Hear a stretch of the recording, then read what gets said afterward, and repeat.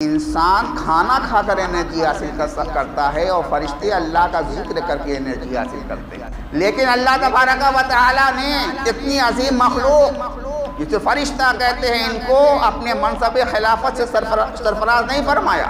حبوط آدم سے پہلے روئے زمین پر جو جانور بسا کرتے تھے، جو ڈائناسور ہوا کرتے تھے، ان میں کچھ مخلوقات ایسی تھی جو ان کے ایک ایک جانور کا وزن اس کا حجم 30 ہاتھی کے برابر۔ روزہ اسی لیے فرض کیا گیا ہے تاکہ ہمارے اندر روحانیت پیدا ہو جائے۔ اللہ تبارک و تعالیٰ عام مسلمانوں کے اندر روحانیت کی روح پیدا کرنے کے لیے 1 مہینہ کا روزہ ہم کو ہمارے اوپر فرض کر رہا ہے کہ 1 مہینہ کا روزہ رکھ کر کے دیکھو۔ سینے پر قدم رکھا اللہ کے رسول نے، جبریل نے کہا کہ جس نے رمضان کا مقدس زمانہ پایا اور اپنے آپ کو وہ شخص جنت میں جانے کے لائق نہیں بنا سکا تو اس کے اوپر اللہ کو ڈالا۔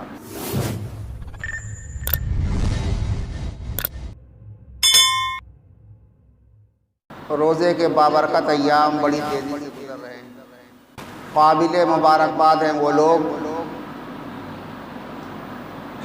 یہ جو اس ماہ مبارک کے تمام لمحات کی صحیح قدر کرنا جانتے ہیں۔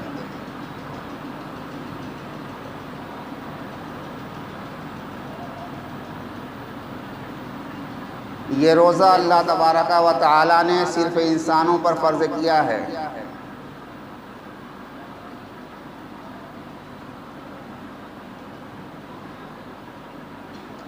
اللہ تبارک و تعالیٰ کی مخلوقات لا تعداد و بے شمار ہیں،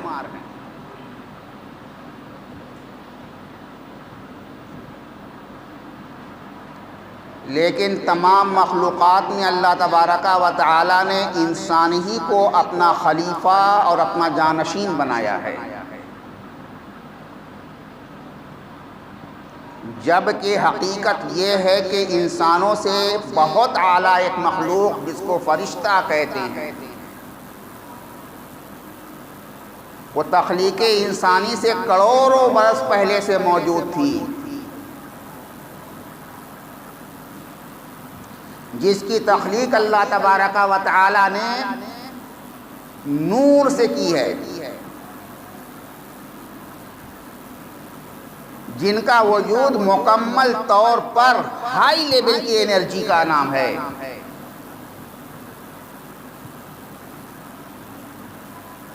جن کی قوت کا ہم اندازہ ہی نہیں لگا سکتے ہیں کہ یہ عظیم الشان مخلوق جسے ملائکہ کہتے ہیں یا اپنی زبان میں ہم اسے فرشتہ کہتے ہیں،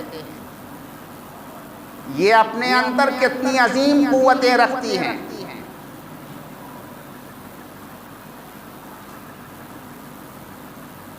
اللہ تبارک و تعالیٰ کو کہ عرش کو اٹھانے والے یہی فرشتے ہیں جن کی تعداد قرآن مجید میں 8 بتائی گئی ہے۔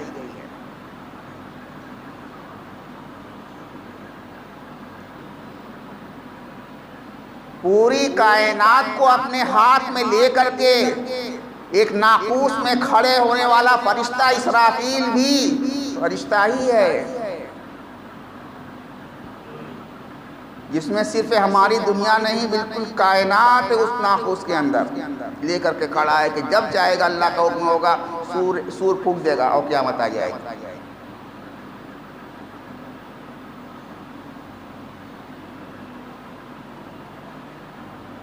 اللہ کے نبیوں کے پاس اللہ کا کلام لے کر کے آنے والے فرشتے جبریل امین، یہ بھی بے انتہا قوتوں کے مالک۔ حضرت لوط علیہ السلام کی بستی کے اوپر جب اللہ کا عذاب آنے کو ہوا تو اللہ نے حضرت جبریل ہی کو حکم دیا تھا کہ جبریل جاؤ اس بستی کو پلٹ دو۔ حضرت جبریل نے اپنی ایک انگلی پر اس بستی کو اٹھایا تھا اور اٹھا کر اوپر لے آ کر کے پلٹ دیا تھا۔ اندازہ لگاؤ کہ کتنی قوت ہے جبریل کے اندر۔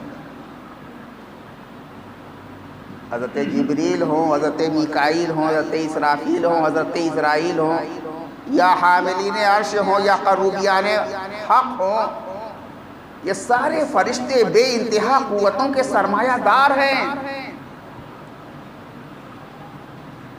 ان کو نہ کھانے پینے کی ضرورت ہے، نہ صنفی میلانات ان کے اندر پائے جاتے ہیں۔ اللہ تبارک و تعالیٰ نے صرف ان کو اپنی عبادت کے لیے پیدا کیا، دن رات ہر لمحہ ہر لحظہ سبح قدوس ربنا و رب الملائکۃ والروح کے ترانے ان کے زبانوں پر جاری رہتے ہیں، اور اللہ کی انہی تسبیحات کے ذریعے سے ان کو انرجی بھی ملتی ہے۔ انسان کھانا کھا کر انرجی حاصل کرتا ہے، اور فرشتے اللہ کا ذکر کر کے انرجی حاصل کرتے ہیں۔ لیکن اللہ تبارک و تعالیٰ نے اتنی عظیم مخلوق جسے فرشتہ کہتے ہیں، ان کو اپنے منصب خلافت سے سرفراز نہیں فرمایا۔ ایک دوسری مخلوق بھی موجود تھی جس کو اللہ نے آگ سے پیدا کیا ہے، جنہیں ذریات جن اور ذریات شیطان بھی کہتے ہیں۔ جنوں کو اللہ تبارک و تعالیٰ نے آگ سے پیدا کیا، اور جنوں ہی میں شیطان بھی ہے، ابلیس لعین بھی کا شمار بھی جنوں میں ہوتا ہے۔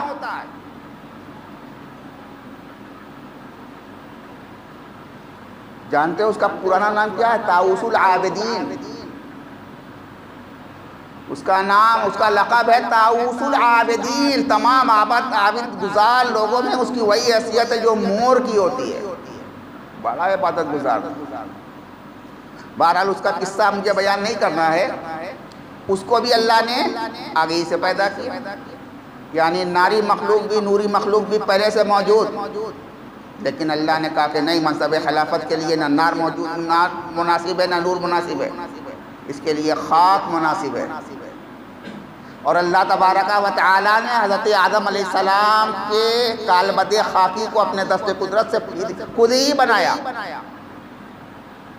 بنانے کے بعد اس نے اپنی روح بھوکی، روح بھوکنے کے بعد اس کو حضرت آدم علیہ السلام کو اپنا خلیفہ اور اپنا جانشین مقرر کر دیا۔ فرشتے بھی موجود تھے، جن بھی موجود تھے، اور طرح طرح کے حیوانات بھی موجود تھے۔ وہ حیوانات کیسے تھے؟ روئے زمین کے حیوانات کیسے تھے؟ اس کے فاصل سے آج مل رہے ہیں، اس سے اندازہ لگایا جا سکتا ہے۔ 30 ہاتھی کے برابر ایک ایک جانور ہوا کرتا تھا پہلے زمانے میں۔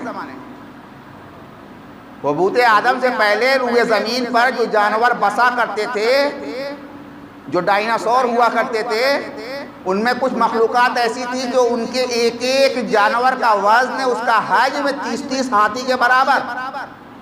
ایسی مخلوقات روئے زمین ہی پر رہتی، بے شمار جانور ہی موجود تھے، بے شمار انواع و اقسام موجود تھے، بڑی قوت، بڑی طاقت ان کے اندر۔ اللہ نے ان کو بھی منتخب نہیں۔ یہ چھوٹا سا چھاپڑ کا انسان جس کے اندر نہ بڑی قوت ہے، نہ بڑی طاقت ہے، نہ بہت زیادہ عجائبات دکھا سکتا ہے، اللہ نے کہا اسی کو ہم اپنا خلیفہ بنائیں۔ اور یوں ہی نہیں بنایا، اللہ نے اس کے اندر کچھ رکھا پہلے، پھر بنایا، اور ایسی چیز رکھی جو کسی کے اندر نہیں تھی۔ اللہ نے انسان کے اندر ایسی چیز رکھ دی جو جبریل کے اندر بھی نہیں، اسرافیل کے اندر بھی نہیں، اور تمام ملائکہ کے اندر بھی نہیں۔ اس کا نام ہے عقل، شعور۔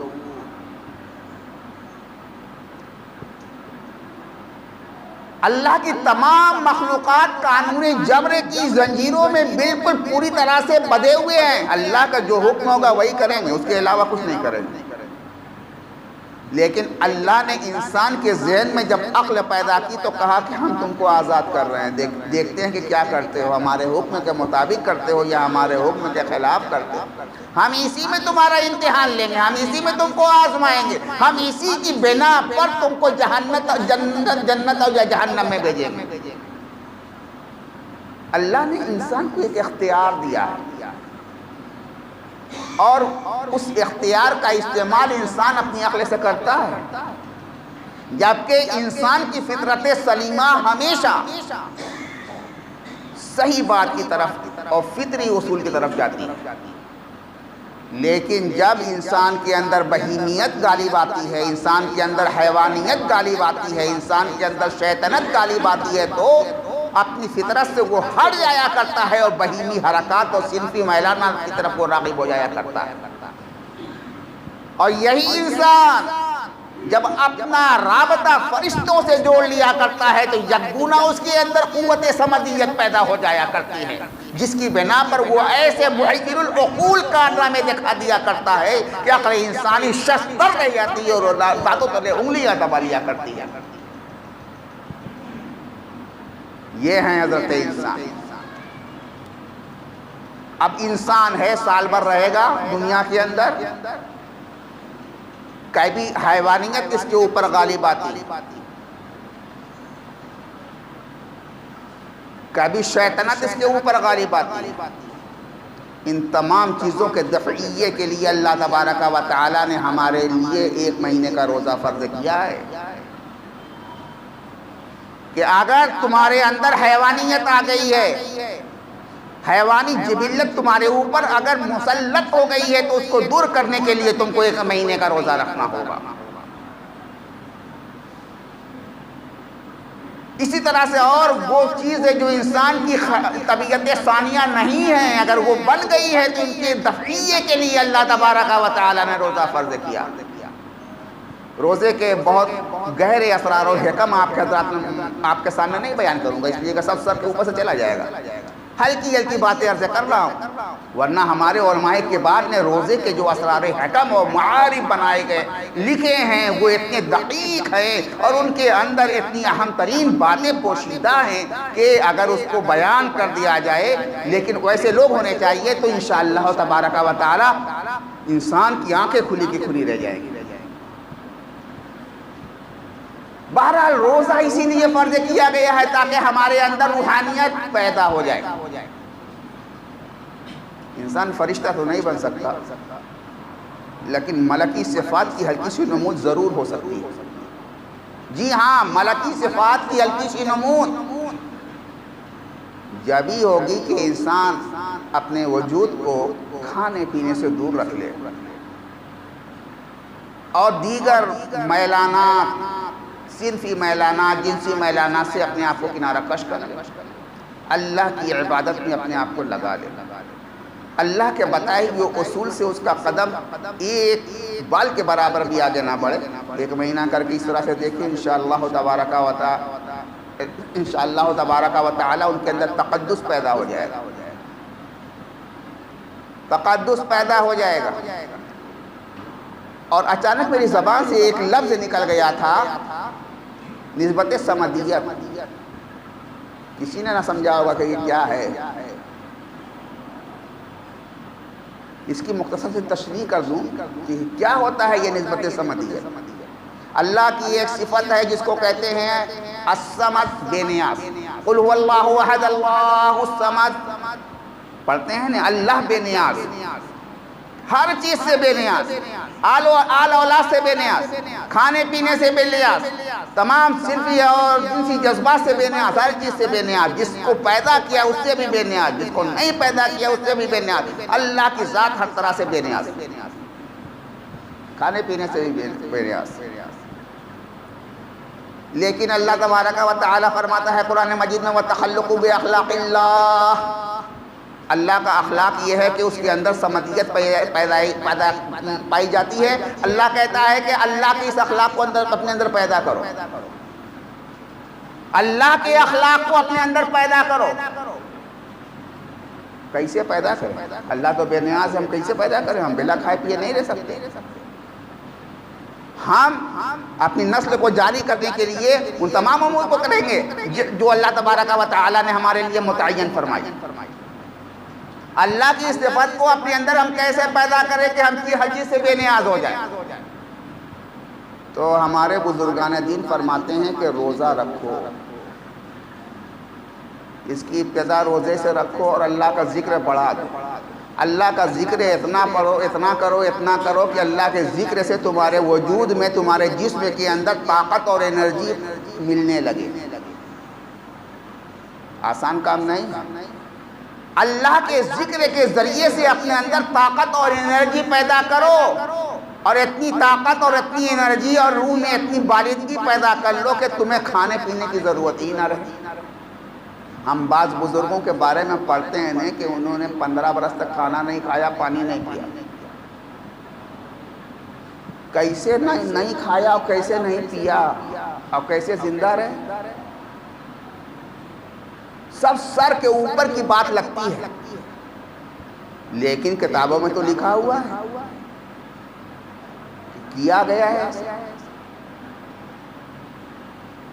تو اللہ کے ذکر کے ذریعے سے یہ لوگ اپنے اندر نسبت سمدیت پیدا کر لیا کرتے تھے، اور اللہ کے اخلاق میں اپنے آپ کو ڈھال لیا کرتے تھے۔ اللہ کے ذکر کے ذریعے سے ان کو قوت ملتی تھی، طاقت ملتی تھی، اور ایسی قوت اور طاقت ملتی تھی کہ ان کو کھانے پینے کی ضرورت ہی نہیں پڑتی۔ اور یہ بات بھی میری آپ سب کے دل میں پتہ نہیں جمے گی کہ نہیں جمے گی۔ اللہ کے ذکر سے طاقت ملتی ہے کہ نہیں ملتی ہے؟ فرشتوں کو تو ملتی ہے، لیکن انسان اگر فرشتہ صفت بن جائے تو اس کو کیوں نہیں ملے گی؟ انسان اپنے وجود کو، اپنے خصلت کو فرشتوں کی خصلت میں ڈھال لے تو کیوں نہیں ملے گی؟ انسان کا جسم تو ایک جسم کثیف ہے۔ انسان کی روح جب کثافتوں سے آزاد ہو جایا کرتی ہے تو مکمل طور پر ایک انرجی بنتی ہے۔ انسان کی روح کثافتوں سے آزاد، پھر اس کی رسائی کہاں کہاں ہوتی ہے؟ حدیثوں میں آتا ہے کہ جب انسان کی روح لطیف عروج کرتی ہے تو بارگاہ خداوندی تک پہنچتی ہے، اور وہاں اس کو حکم دیا جاتا ہے سجدہ ریزی کا۔ خداوند قدوس کے قرب خاص میں پہنچ کر اس کی روح سجدہ گزار ہو جایا کرتی ہے۔ اس کی ابتدا روزے سے، اس کی ابتدا روزے ہی سے ہوتی ہے۔ کسی بڑے بزرگ کی خدمت میں آپ جائیے اور کہیے کہ ہم اب روحانیت کا کچھ درس لینا چاہتے ہیں، تو وہ پہلا حکم دے گا کہ روزہ رکھ کر کے آؤ، روزہ رکھ کر کے آؤ، بھلے ہی 1 ہفتہ کا روزہ رکھ کر کے آؤ، 10 دن کا روزہ رکھ کر کے آؤ، یا 1 ہی دن کا روزہ رکھ کے آؤ۔ کچھ اوراد و اذکار بتائیں گے اور کہیں گے کہ اس کو پڑھو اور روزہ رکھو، تمہارے جسم کے اندر روحانیت پیدا ہونی شروع ہو جائے گی۔ تو اللہ تبارک و تعالی عام مسلمانوں کے اندر روحانیت کی روح پیدا کرنے کے لیے 1 مہینہ کا روزہ ہم کو ہمارے اوپر فرض کر رہا ہے کہ 1 مہینہ کا روزہ رکھ کر کے دیکھو تمہاری قلب ماہیت ہوتی ہے کہ نہیں ہوتی ہے۔ اور اگر 1 مہینہ کا روزہ انسان نے رکھا اور اس کے جسم کے اندر، اس کے روح کے اندر، اس کے وجود کے اندر اس کے ذریعے سے کوئی تبدیلی نہیں پیدا ہو سکی تو سمجھ لو کہ اس نے صرف نام کا روزہ رکھا ہے، اصلی روزہ نہیں رکھا، اصلی روزہ نہیں رکھا، صرف بھوکا پیاسا رہا۔ روزہ اس طرح سے رکھو کہ ہمارے وجود کے اندر کوئی نمایاں تبدیلی پیدا ہو جائے، اور اس کی اثرات کم از کم سال کے 11 مہینوں تک ہونے چاہیے۔ یہ تبدیلی اگر ہم نہیں پیدا کر سکے، یا حدیث کے الفاظ میں ہم اپنے آپ کو جنت میں جانے کے لائق نہیں بنا سکے روزہ رکھ کر کے، تو ایسے شخص کے اوپر اللہ کی لعنت ہو۔ اللہ کے رسول نے فرمایا، بڑی مشہور حدیث ہے، اسی حدیث کو بیان کر کے میں اپنی گفتگو ختم کروں گا۔ حضرت کعب بن عجرہ رضی اللہ تعالیٰ عنہ کی ایک حدیث ہے کہ اللہ کے نبی صلی اللہ تعالیٰ علیہ وسلم نے ایک مرتبہ بڑا ایسا کام کیا کہ کبھی ہوا ہی نہیں تھا۔ ایک عجیب واقعہ ہوا۔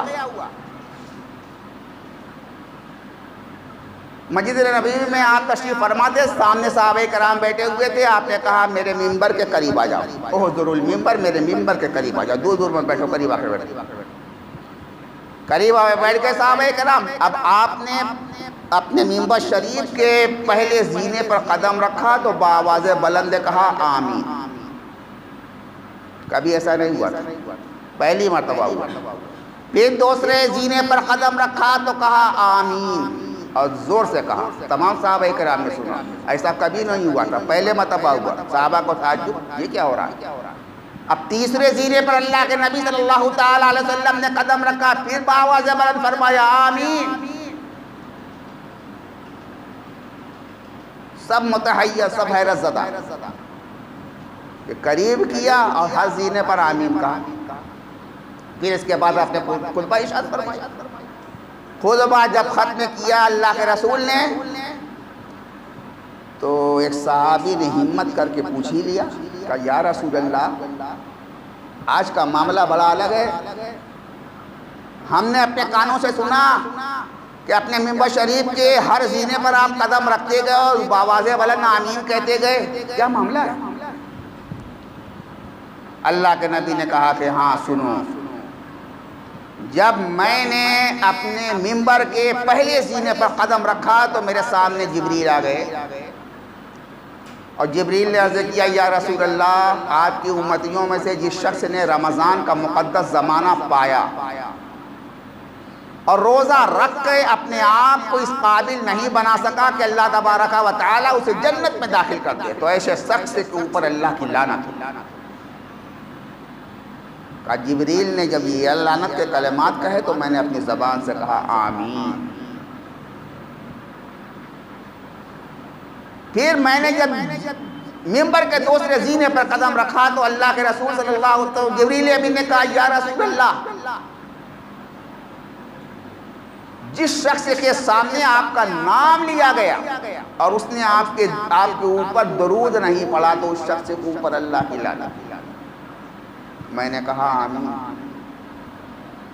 پھر جب میں نے تیسرے زینے پر قدم رکھا تو جبریل امین نے کہا کہ یا رسول اللہ جس شخص نے اپنے بوڑھے ماں باپ کو پایا اور ان کی خدمت کر کے اپنے آپ کو جنت میں جانے کے لائق نہیں بنا سکا تو اس شخص کے اوپر بھی اللہ کی لعنت. تو میں نے کہا آمین. تینوں زینوں پر قدم رکھتے وقت جبریل امین نے 3 بددعائیں کی ہیں. عالم ملکوت کا سب سے بڑا فرشتہ لعنت کے الفاظ کہہ رہا ہے. ذرا غور فرمائیے گا.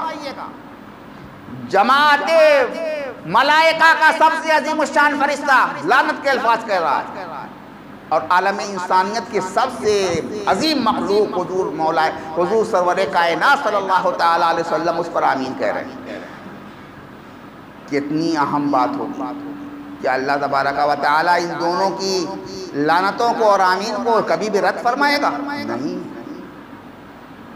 3 باتیں ہیں اس حدیث. پہلی بات یہ ہے کہ پہلے زینے پر قدم رکھا اللہ کے رسول نے. جبریل نے کہا کہ جس نے رمضان کا مقدس زمانہ پایا اور اپنے آپ کو وہ شخص جنت میں جانے کے لائق نہیں بنا سکا تو اس کے اوپر اللہ کی لعنت. کیا مطلب؟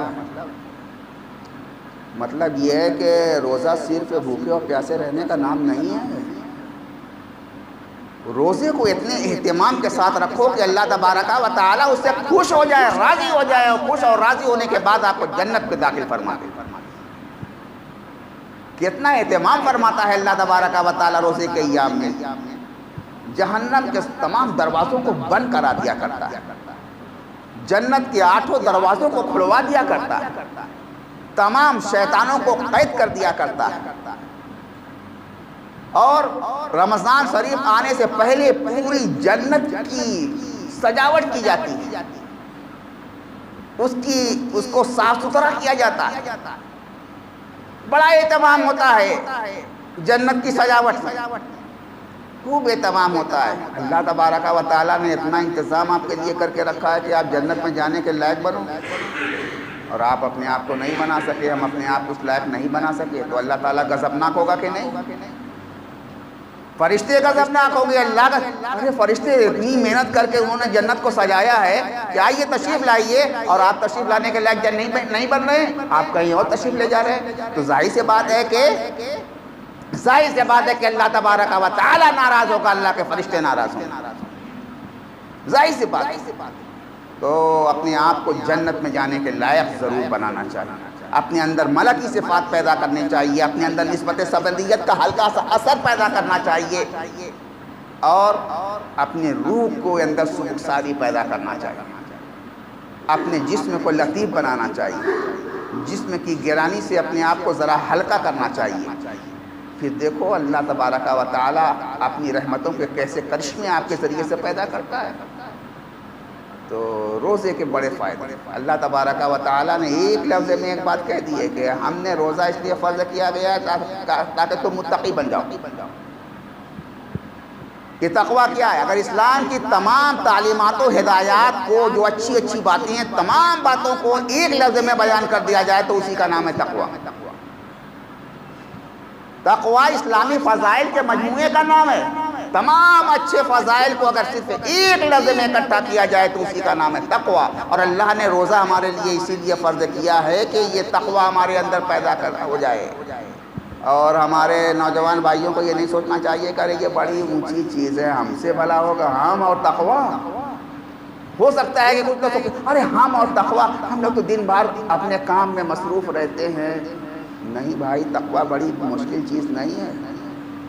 اس کو مشکل اور اپنے لیے بہت ہی بڑی چیز مت سمجھ لو۔ اللہ تبارک و تعالیٰ کا مطالبہ ہے، اللہ نے روزہ اسی لیے رکھوایا ہے آپ سے کہ تقویٰ اپنے اندر پیدا کرو۔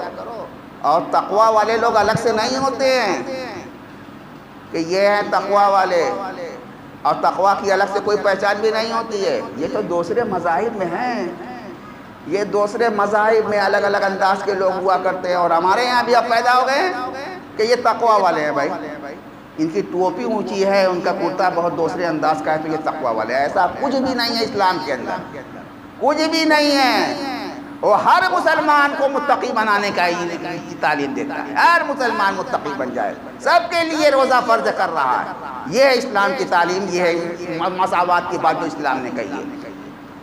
ہمارے اندر، اسلام کے اندر دادا گیری نام کی کوئی چیز نہیں ہے، نہیں۔ ہمارے یہاں قسیس ہے، نہ رہبان ہے، نہ حاخام ہے، نہ خوری ہیں، نہ طرح طرح کے مذہبی ٹھیکیدار ہیں۔ ایسی کوئی بات ہمارے یہاں نہیں پائی جاتی ہے۔ سب مسلمان برابر کے ہیں، سب کے اندر اللہ تبارک و تعالیٰ تقویٰ پیدا کرتا ہے، اور اللہ تبارک و تعالیٰ تمام مسلمانوں کا براہ راست اپنی ذات سے رابطہ رکھتا ہے کہ آ جاؤ میری بارگاہ میں، بیچ میں کسی ذریعے کی آپ کو ضرورت نہیں ہے۔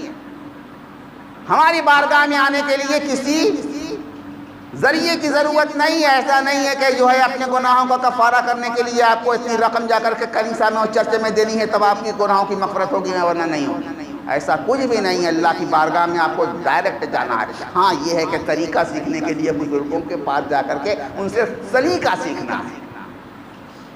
اسی فرق کو لوگ نہیں سمجھ سکتے، سمجھ پا رہے ہیں۔